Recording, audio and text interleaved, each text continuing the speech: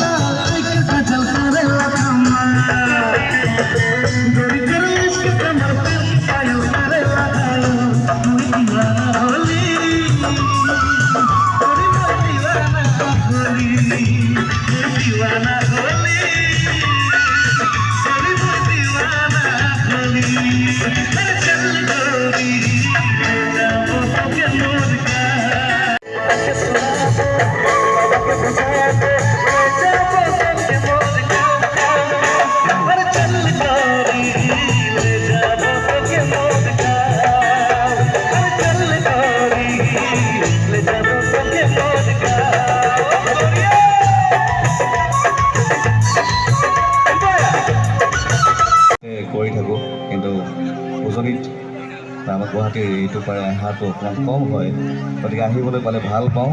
আৰু সেই সুযোগখন আমাৰ কমিটিৰ বিষয়ববীয়াসকলে দিছে, ভাল লাগিছে।